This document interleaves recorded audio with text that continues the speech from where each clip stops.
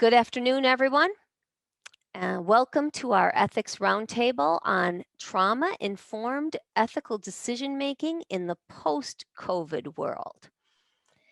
I'm Tracy Gonzalez-Padron, the director of the Daniels Fund Ethics Initiative Collegiate Program at UCCS College of Business and a professor of marketing, international business, and strategy.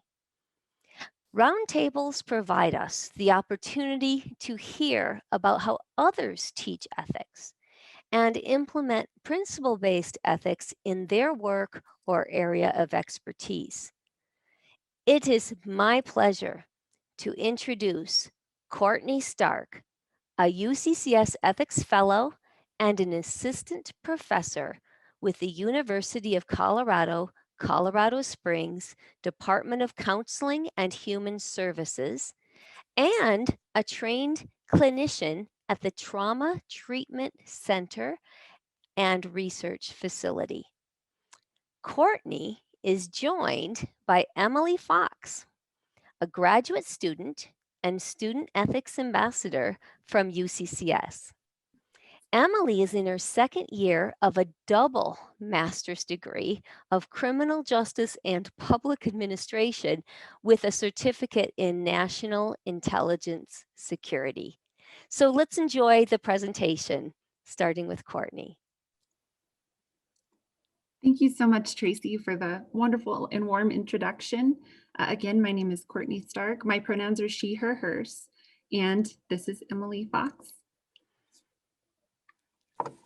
Hello, I'm Emily Fox. I'm getting my double master's, as we said, in criminal justice and public administration, and I also use the pronouns she, her, and hers. And I realize that this title might be a little off in that we're talking about trauma-informed ethical decision-making in the post-COVID-19 world, but it looks like this is an illness that will continue to stay with us for some time, and its many variants. So know that with this language, we'll continue to see how the process evolves and also the application of this material. Some of the things that we'll discuss today, we'll consider the ways in which COVID has impacted individuals as well as communities. I have a little information for you about the differences in the ways that COVID has impacted different communities. We know that this does not affect everyone in the same ways. Also, we'll explore the relationship between exposure to trauma and stress and changes in decision-making. We'll look at some of the most prominent ethical principles that guide the helping professions, particularly those that are in the human services field, as well as the overlap between those ethical principles and those espoused by the Daniels Fund Ethics Initiative. We'll also practice the application of the provided trauma-informed ethical decision-making model with the case of Marina, which was written by my co-presenter here, Emily.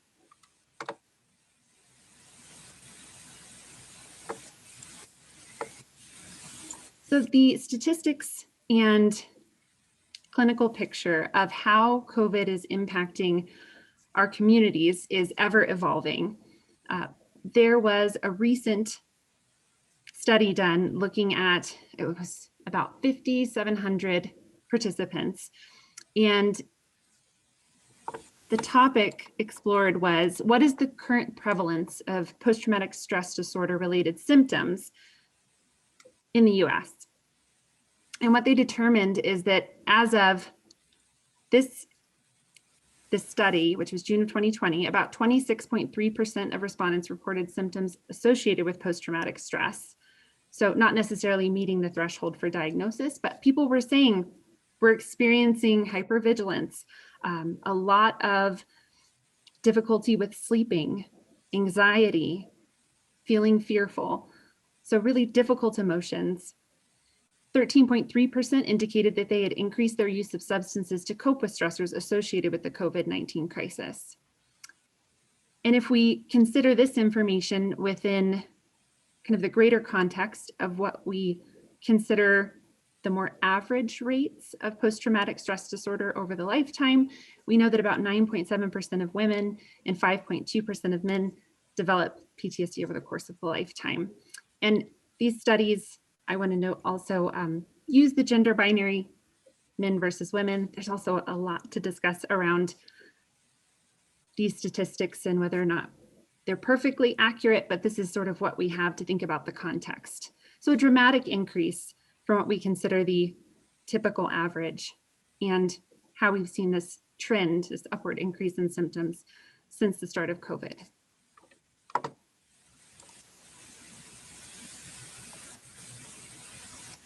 Some of the unique stressors associated with this ongoing health crisis. We know that folks are experiencing social and physical isolation. There is a consistent grief and loss response that may be due to loss of work and economic resources, also the loss of cherished habits and routines.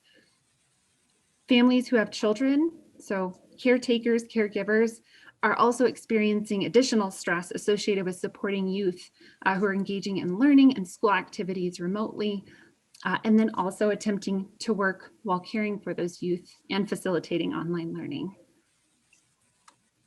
And this barely scratches the surface. There's a lot of unique stressors.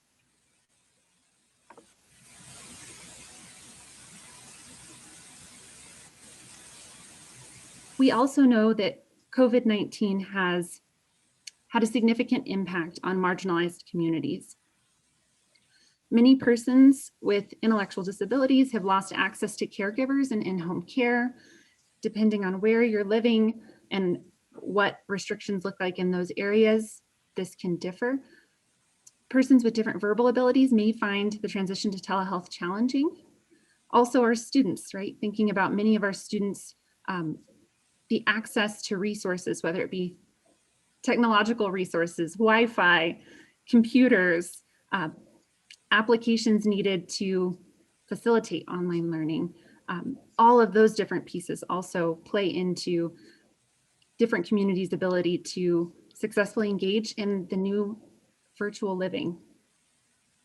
About 30% of confirmed cases of COVID-19 in the United States have occurred among Black people or African Americans, despite the fact that they comprise just 13% of the national population. And this is a direct quote from the Chicago Urban League.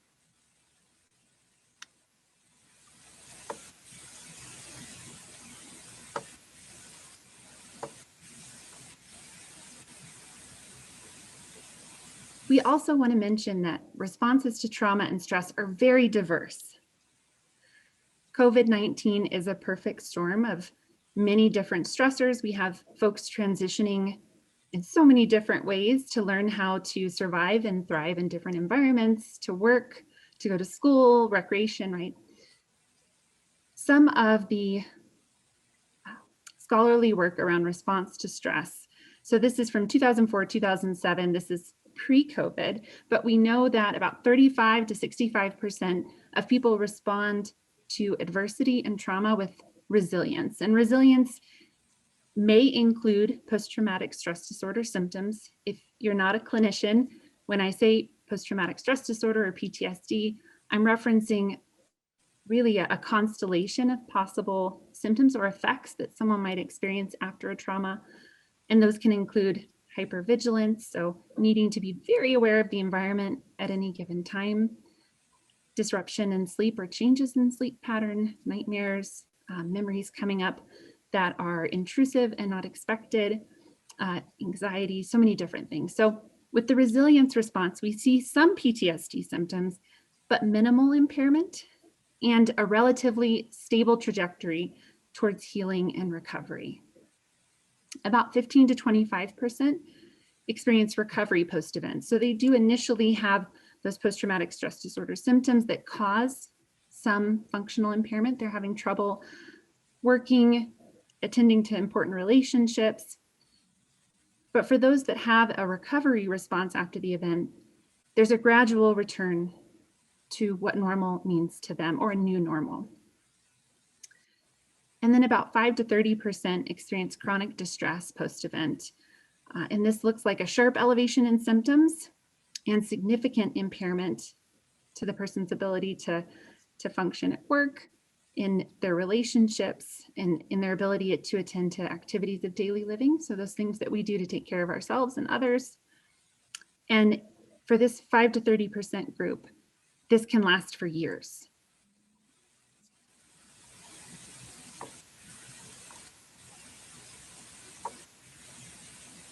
I love to use the analogy with my students of trauma being like a forest fire. It can cause the review of so many important things in life. The meaning-making process can be very difficult, but we do know that after a fire, when life starts to grow again, that the new growth can be just as lush, if not more lush and thriving than the growth that was there before. And so thinking about growth and recovery is something that can be a really important and beautiful thing. We know that exposure to trauma and significant cumulative experiences of exposure to adversity can impact a person's cognitive control, so fancy terms for someone's ability to feel as though they're able to control their thoughts. This may also include memories coming back, thinking about things that they're really not wanting to think about, right? Trying to get through the workday, and all of a sudden I'm thinking about the loved one that's in the hospital and I'm really concerned about them. Also emotional regulation. When intense and big feelings come up, it's particularly difficult to bring ourselves back down into our window, or kind of the space where we feel like we can attend to the things that we want to attend to. Also, our ability to imagine future events. So if we've experienced a traumatic event, we might find it really hard to think about planning summer vacation or family trips, or maybe just being able to think about graduation. Will there be life after graduation, right? And so that sense of foreshortened future. It may also cause or create unwanted memories that can be triggered or activated involuntarily when exposed to trauma cues. This may look like having had a traumatic experience where a loved one was lost in the hospital and not being able to tolerate the smell of alcohol swabs, because when losing that person, there were so many smells in the environment. And so this is a smell that immediately takes me back to being in that hospital room. And also the processing of negative emotions and the ability to minimize fear. I'm wondering, thinking about all of these moving pieces, how might these factors impact someone's decision-making process? I know, especially for the ability to imagine future events, especially with COVID and not knowing how long it's going to be here for, I knew that hindered a lot of people's decisions, maybe after graduation, that want to go move across the country that they've always dreamed of and weren't able to think about wanting to do that anymore due to COVID and stuff. So I think that one especially stood out to me.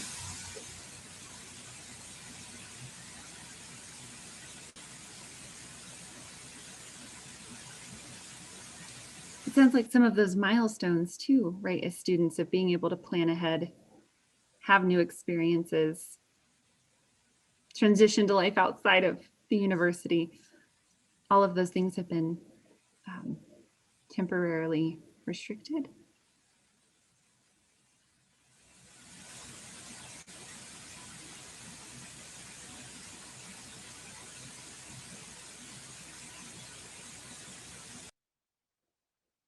Thank you, Emily.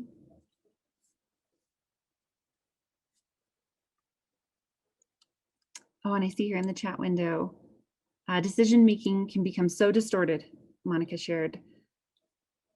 And Alexis said, agreed, and making a decision feels overwhelming and impossible. So it's sort of a pressure cooker. A lot of pressure and making it more difficult to be able to think through the processes that might have seemed much more smooth or fluid before all of these new experiences.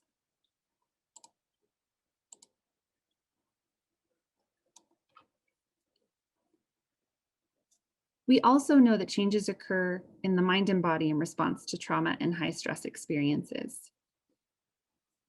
I'm sure I have some folks that are here today who are familiar with Dr. Bessel van der Kolk's The Body Keeps the Score. Excellent book. If you haven't read it, I highly recommend. Also, it's on Audible. So if you would like something that you can listen to while you're working or getting other things done. So knowing that when we've had an exposure to a traumatic event or high stress experiences or the cumulative effects of multiple high stress experiences, we may experience anxiety in specific scenarios. We might find that overall our baseline amount of stress and anxiety that we hold in our bodies is much higher than it was prior to these experiences. This also means we may be waking up every day with a whole cascade of stress-inducing hormones, as well as adrenaline, right? Cortisol, all of these things are happening in our bodies with or without our permission. We know that all of these different pieces come together to impact decision-making. Specifically, the field of neurobiology has put together some pieces to make sense of exactly what's happening in a person's mind and body after they've experienced exposure to trauma and how it impacts decision making. And I'll give you a quick distilled rundown of this. Please know this is very oversimplified, but I've provided you with the original article if you'd like to learn more. Pre-traumatic event. We know that most folks have flexible thought processes. When we're taking in information, we have a very broad view of all the data that's available to us in making a decision, right? So we're thinking about lots of different factors. And also, we're able to regulate our emotions. So when we do experience an emotional response to some item in our environment or trigger in our environment, we're able to take some space, recognize what's happening, and then use that data or information also to determine our decision making. We're able to work towards goals. And I see in the chat window, the palette of imagined possible good alternatives varies widely across persons, value systems, moral and ethical traditions. Yes, very much so. And Federico, what's the title of the book just mentioned? Oh, the book mentioned previously was The Body Keeps the Score by Dr. Bessel van der Kolk. This is from this slide here about the impact of stress on the mind and body is from Uzdal, which is an article. And I'd be happy to provide a reference list. There's a reference list at the end of the slides too. So during the traumatic event, stress requires physical resources, right? Our bodies are responding in a way that, again, we don't get to make the decision. This is also scratching the surface. There's a lot here. But we typically switch to more rigid conditioned responses to save those resources that we need to deal with the stressor or the threat in the environment. So how many of you have ever been in a situation where something scary happens? I don't know, you see a car accident, or you're rear-ended, or you see something that sort of makes your body respond in a way, right? Maybe you get heat, or you notice that your stomach hits the floor a bit. Emily, yeah. I think most folks have had this response at some point. So that's, my ears get flushed like this. This is your body responding to a threat in the environment. And there's so many processes happening. Again, The Body Keeps the Score is a great text. Also, any of the texts by Peter Levine and his understanding of somatic experiencing, or his theory, I should say. Also polyvagal theory. So if our bodies are doing this in order to ensure that we have the resources that we need to get out of the situation, that also means that we're taking in as much data as we can during this event to make a swift decision. We also may be in such a space that our minds completely take over and are making decisions for us based on its appraisal of the environment. We're thinking about the limbic system, fight, flight, or freeze, cling, fawn, and all of the other pieces that can come with that traumatic response. After the event, there may be greater reliance on rigid and conditioned responses. So we may have learned that during this traumatic event, our family wasn't very reliable when it comes to supporting us when we're in a difficult situation. And this is now a conditioned thought or belief that I'm sitting with.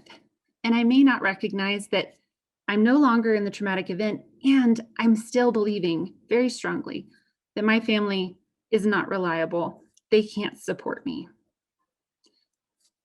This may then have an impact, right, on our ability to survive and thrive. We also see a general less flexibility in thinking and behavior, and we may start coping with this increased stress that we've developed after the traumatic event in less healthy ways.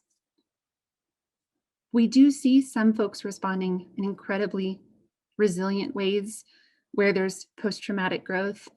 For the purposes of this talk, though, we're talking about the response that is more in line with recovery or chronic distress, if we're thinking about those three responses that we spoke about earlier.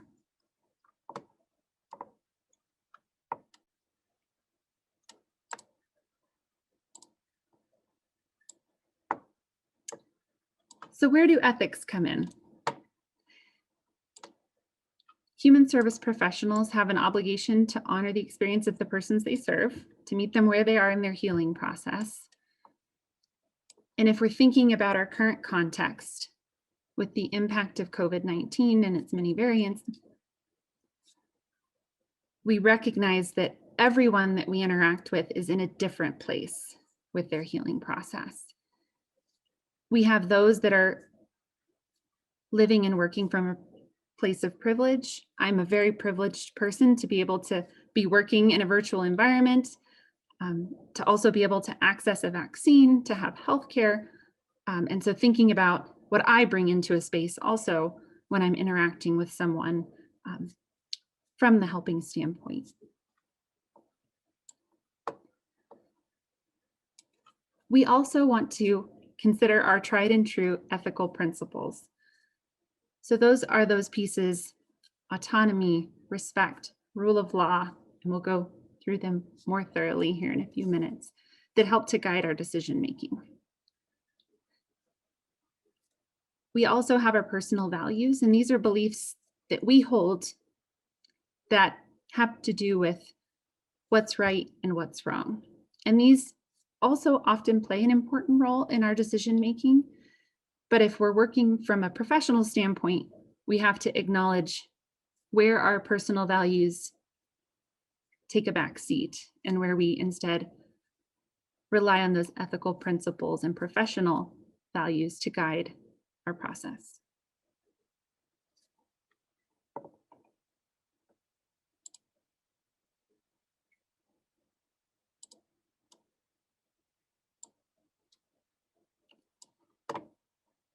And I'm sure that we have folks from a number of different professions here. Looking at, we have our Daniels Fund Ethics Initiative values on the right: integrity, trust, accountability, transparency, fairness, respect, rule of law, and viability. And on the left here are the 2014 American Counseling Association Code of Ethics. So there are many different types of codes of ethics depending on where you are in the human services field. I've chosen to put up the Counseling Code of Ethics because that's where I fit in. But how do these principles overlap with your professional values?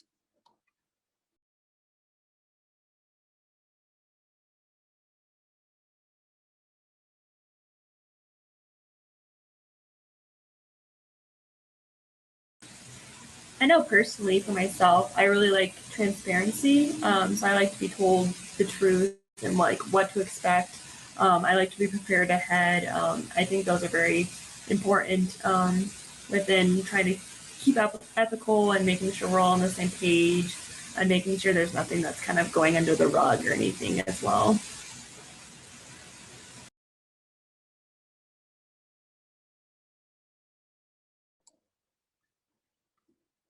So you see transparency is really important in your work environment.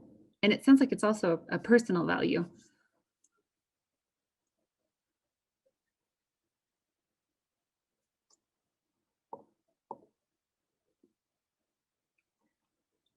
And Deb shared, for medical bioethics, only the first 4 apply, but this is an incomplete list, definitely. Not all inclusive.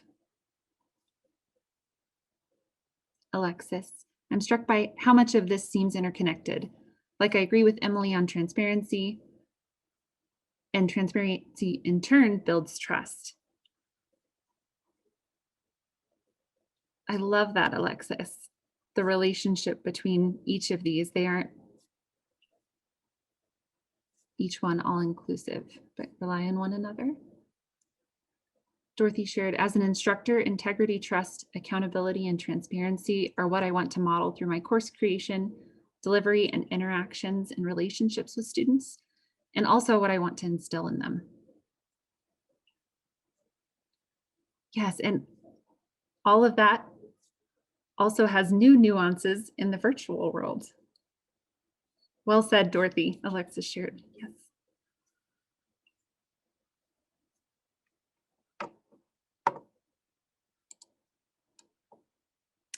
I have a very short clip for you, and I see Monica shared in the chat. In social work, we use all of these.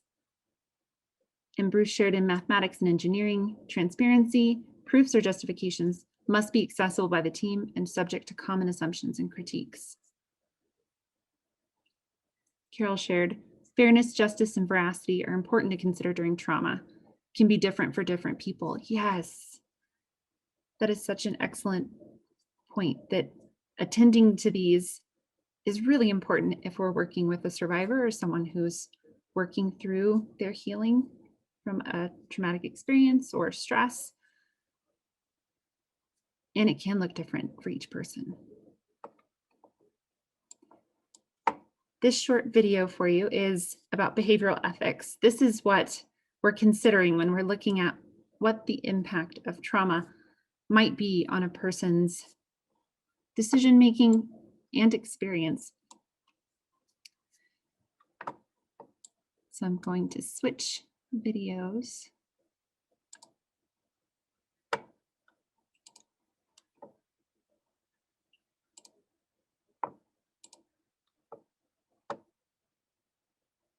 And I've clicked the button that says share system audio, but please holler out if you can't hear it.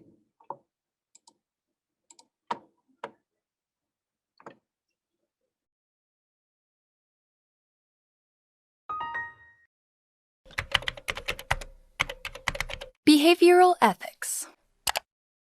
Behavioral ethics is the study of why people make the ethical and unethical decisions that they do.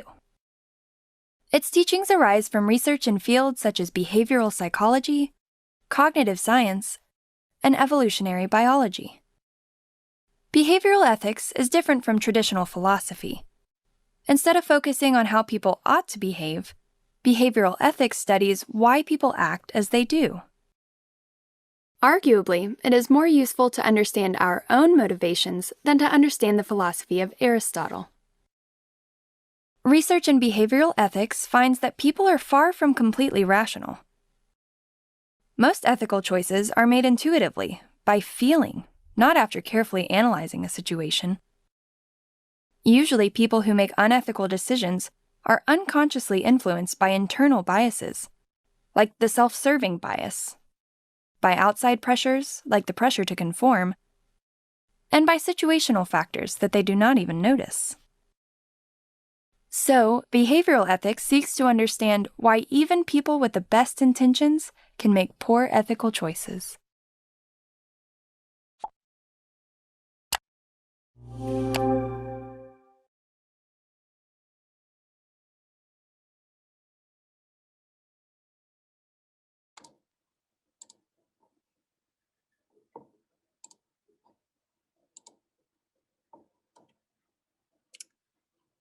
Major impressions, takeaways from this very brief bit on the role of behavioral ethics and understanding people's decision making.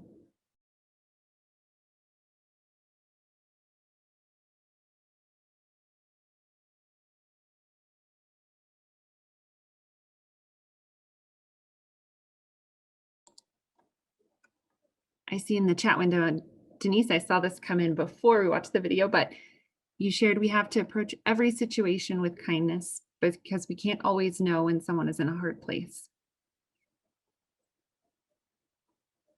And Alexis, you're so right. That's more true now than ever.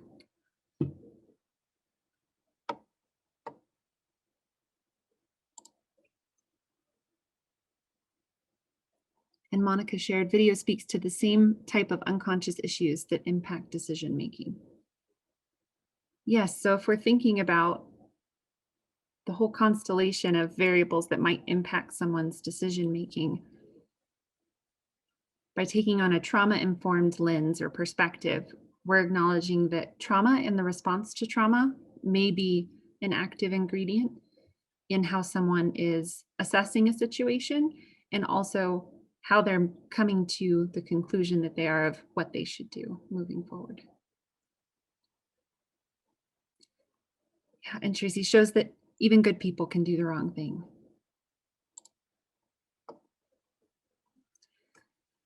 I have listed for you, we have listed for you in the handout that includes Marina's case study. There was a link sent out in the most recent reminder for this roundtable, a full description of each of these principles.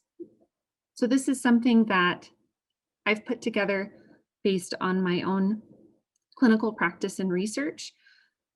I am not the originator of any of these categories. The literature has so much to say about each of these pieces. I simply put them together in a list for us so that we have them all present. And this list is also not all inclusive. There are definitely many other things that we want to consider. If we're thinking about all the ways trauma can show up for someone, there's the physiological and neurobiological changes. The Uzdal reference from a few slides ago is an excellent source regarding the neurobiological changes. Also, attachment and developmental considerations. So how someone relates in relationships.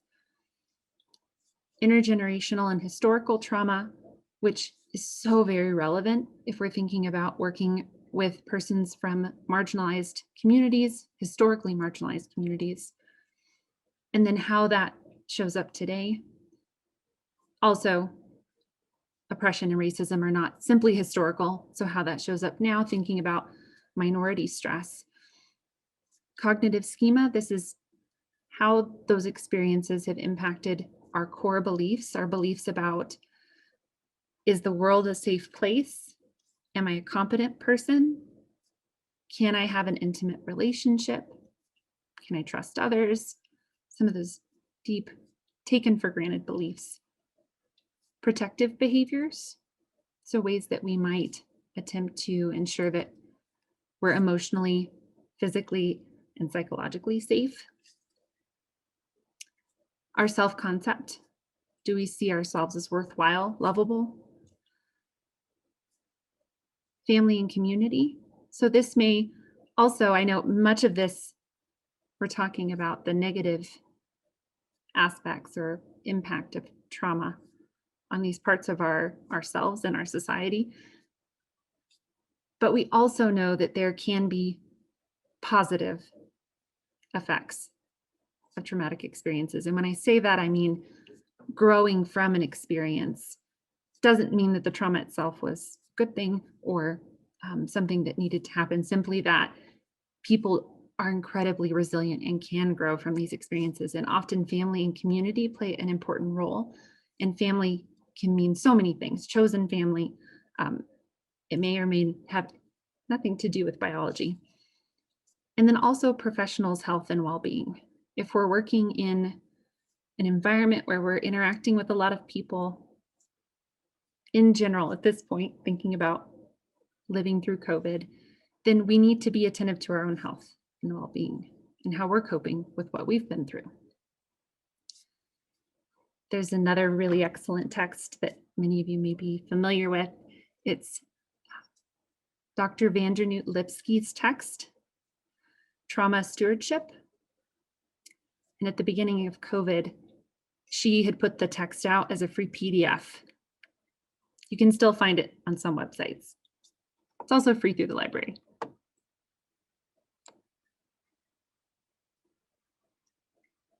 And Bruce, I see you're in the chat window. Increased self-understanding is a difficult but important start for improvement, but we often must move beyond changeable current responses and habits in order to be made whole. I do not think there's a conflict between self-understanding and Aristotle's enduring achievements in ethics. We need both. Agreed. That video kind of played it out as though we had to pick one.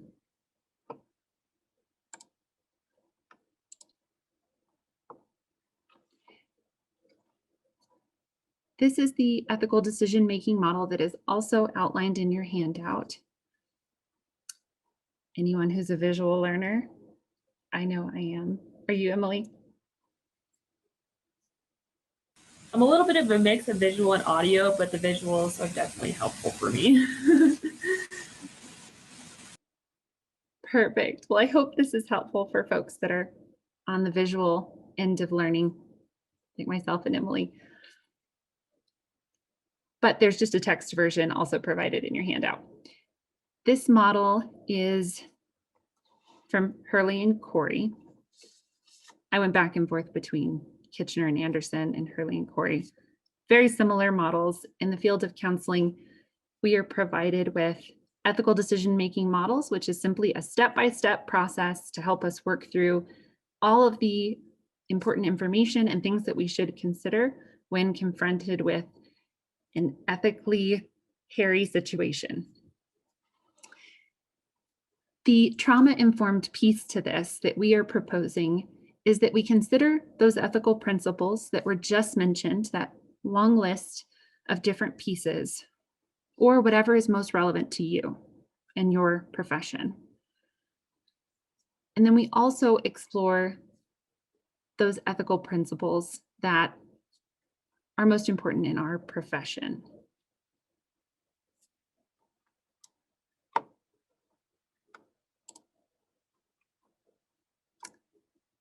And we now have the case of Marina. We've got about 5 minutes before we go into the Q&A. So Emily, I'll have you review Marina and then we can go over the questions. Thank you.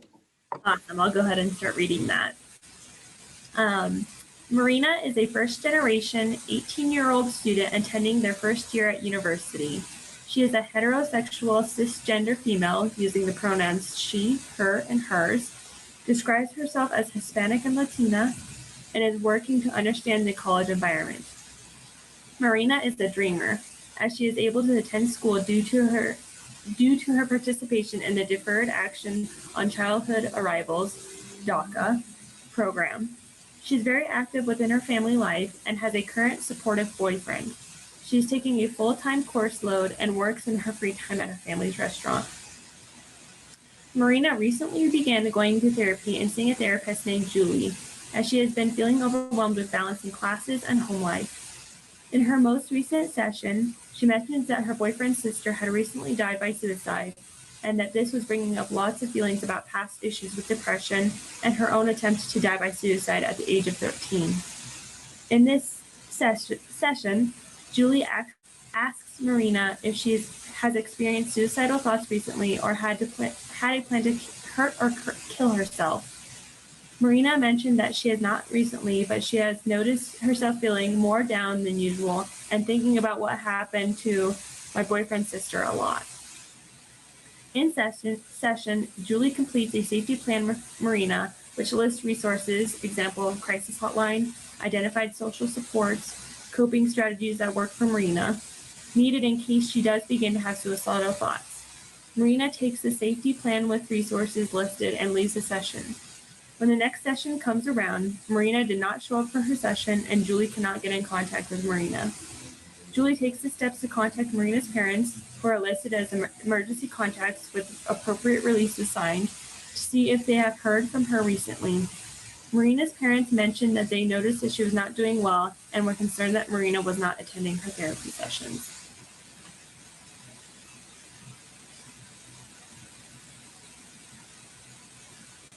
So this case study has a lot of really important pieces.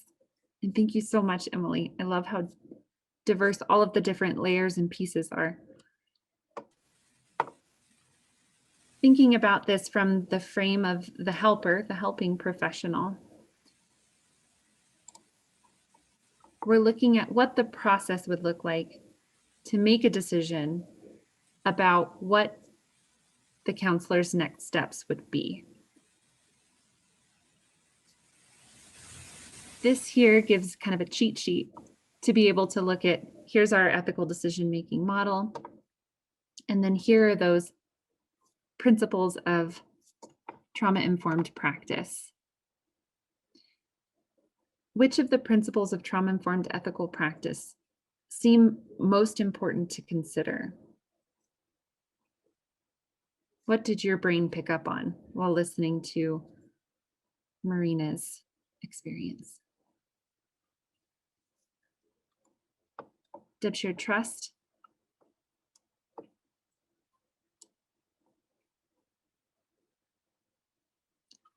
I'm wondering, trust between counselor or the therapist and client?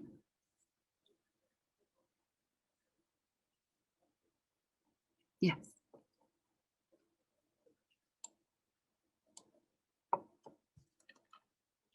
And if we're looking at the decision-making model, for today, we're thinking about just steps 1 through 3. And this is typically, if we're thinking about an ethical dilemma, where our mind goes, right? We're trying to recognize what the problem is, define the problem, and this typically includes collaboration with the client or a stakeholder or a supervisor. And then we start looking at what it might look like to develop solutions.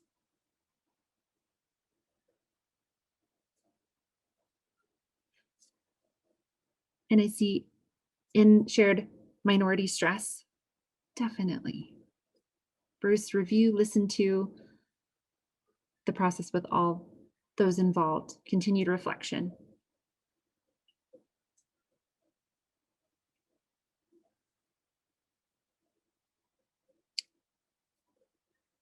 So by using this decision-making model to frame our process, and then these considerations here on the far right, helps us to use that trauma-informed lens.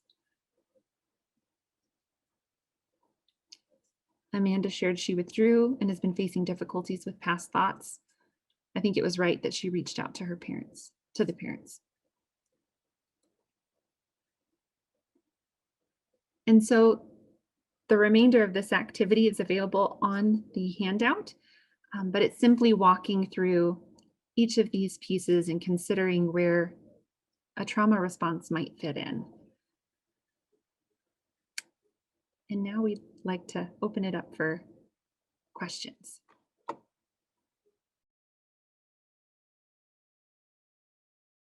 Feel free to unmute and ask a question, or you can, as you've been putting it in chat.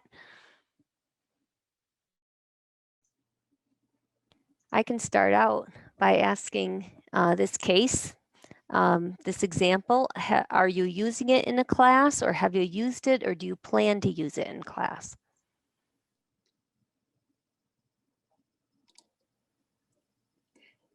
So Emily wrote this case, and I do plan to use it in class with her permission.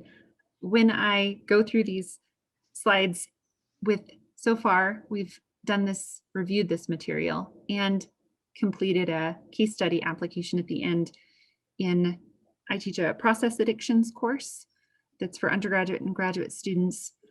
Also our internship field placement class, our practicum field placement class, and then our sociocultural foundations of counseling and crisis and trauma intervention.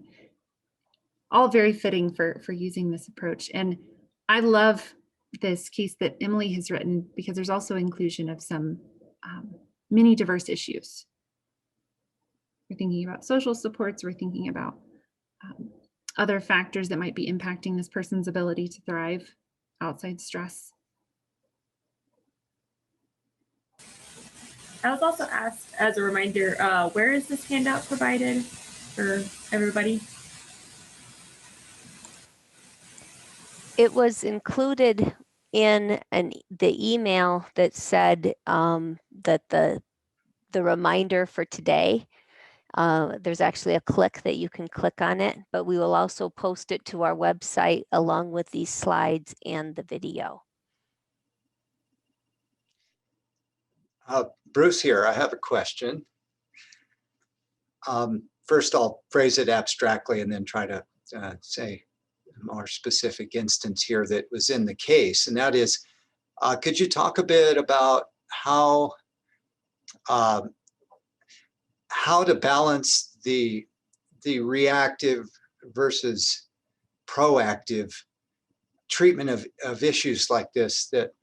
So specifically, we had this issue of youth suicide, or at least, suicidal thoughts. And from my, I don't have much knowledge of it, but from my reading over the years, this seems to be significantly on the increase in our societies. And so the preventative versus the urgent right now, I mean, we have to deal with both of them. Could you talk around that issue a bit? It's a bit perplexing to me. Is that understandable? Yes, definitely. Thinking about ways to be proactive with this issue, because we know that it's prevalent and impacting. It's a significant impact. I'm thinking of another member of our faculty, Kim Savorn. Anyone who knows her, she is our person who very active in the schools. She's a former school counselor and helped facilitate responses to multiple students who died by suicide in the school systems here in Colorado Springs. My understanding of interventions is limited in that as a clinician, that's predominantly where I've done work. I wish I could channel Kim Savorn or bring her in to talk more about, from a systems perspective, thinking about working with youth, right? So often by the time youth are experiencing a difficulty, that's when they're coming into session. So it's not so proactive. Anything that invests in protective factors, so community building. I'm wondering, I know I have a couple of trauma experts here. Do I have anyone with experience working with proactive interventions for youth to prevent suicidal thoughts or even self-harming behaviors? Those can be completely separate, but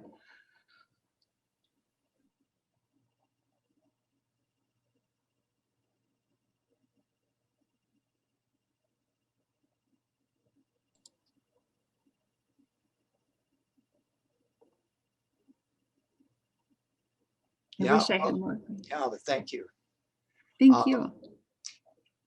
Yeah, I just look at 6 there on the thing of implementing a solution with all clients and stakeholders. And, it's the individuals, young people I've read recently that, like 13 to 25-year-olds are called the most lonely generation, that they don't have a lot of trusted competent adults they think they can talk to.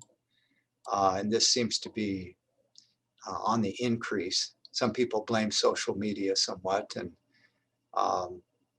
but it's about society, our society too, right? The way it's structured and so forth. And so there's big issues at various levels. It's a tough problem.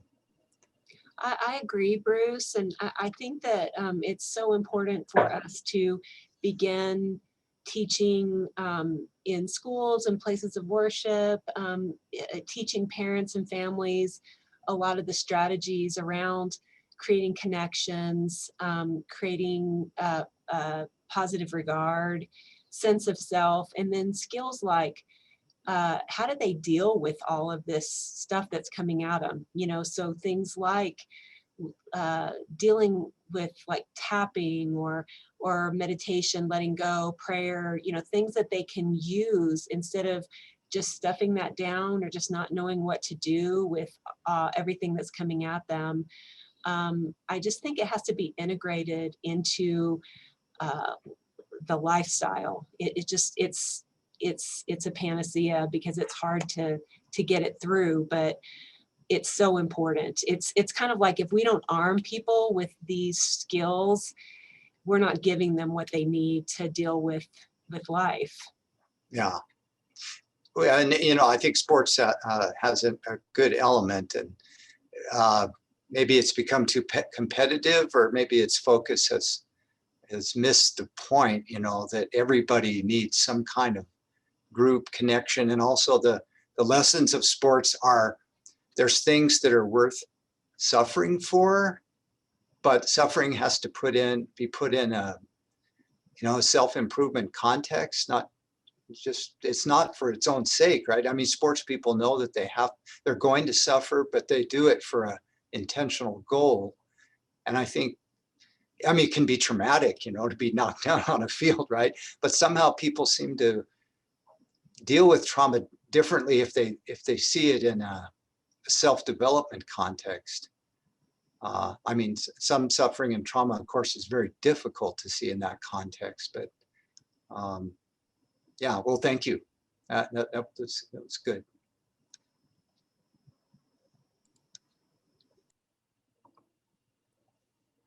I see in the chat window, other folks have mentioned, just like you were sharing, Carol, using, oh, this is you that shared, sharing tapping, cognitive restructuring. So coping strategies, things to help youth tolerate distress and work through big feelings and sit with big feelings in positive ways. And Catherine shared, feeling a sense of connection to others is very important.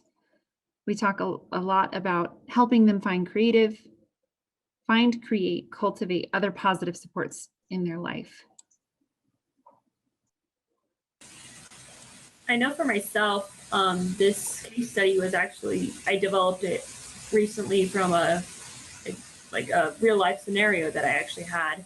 And so I myself have been taking more like suicidal trainings, just to be prepared in case that happens, because I'm a mandatory reporter on campus anyways. But just making myself available for the students and saying, hey, like, I'm here if you ever need anything, and just making sure that they have somebody of support and somebody who is willing to listen to them in case they ever do need anything. Because sometimes, especially in the online environment, I've been finding it's hard that some people are like been struggling to connect with other people. And so I'm like, hey, I'm online, I'm in person too, like, come on in, please. Like, I would love to see you face to face if you're comfortable with that, and just trying to give them that connection too, which has been really hard this year for a lot of our students, young to old. You know, myself, I've struggled too. So it's definitely just something that we have to be aware of with these students, is that they're struggling. Yeah, it's hard to connect, and sometimes like we've said, that the mental health of these students is sometimes it's nothing but like we've really seen before too. And so just trying to acknowledge that and be somebody of support for those students as well.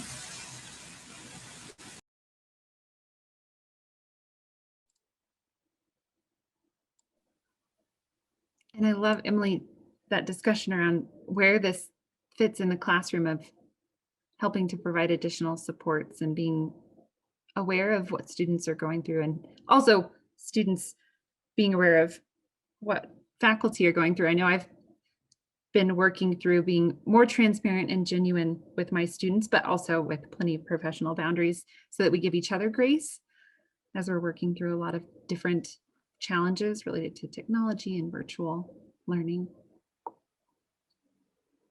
Okay, we have time for at least one more question. If somebody wants to make a question or comment, or um, see if Yes, there's any other questions. I'll comment, Tracy.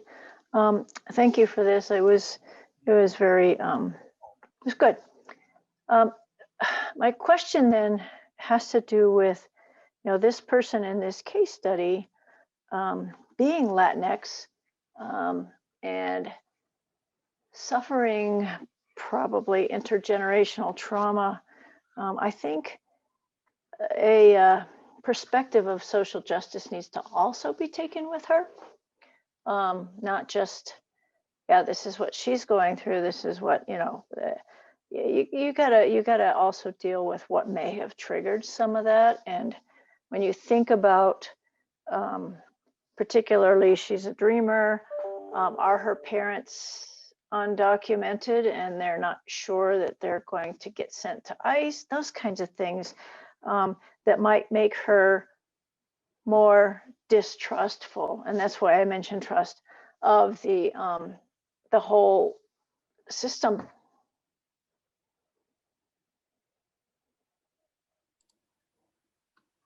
Yes, definitely. Thinking about trust is so much more complex if we're thinking outside the box at the systems level, the experiences that this person has had, the amount of stress that's they're working through as a student who's also a dreamer, right? Not having that sense of a solid foundation of I'm here for good, right? And also maybe paying attention to politics and not knowing when that could change, how it could change, and having family and not knowing the status of my family. Are they safe? And safety is such a big part of us being able to heal from adversity and traumatic experiences. And if we can't feel safe anywhere, what does that say about our ability to, right, navigate day to day and to thrive? Mm-hmm. Thank you. Okay, thank you so much. I'm going to ask us to hold any other questions. We'll stay on after if someone wants to make some more comments, and we'll stop the recording. However, I do want to thank Courtney and Emily for sharing this approach and these issues for the counseling and human services area, and also want to mention to everyone who is on the call some important things going on. Emily is a student ethics ambassador. We're accepting applications for the student ethics ambassadors from April 1. However, if you're still interested, look on the website and find out more about it. We also are currently looking for new ethics fellows from UCCS and ethics champions in the Southern Colorado area. So with that, I want to thank everyone for participating, and thank you, Courtney and Emily.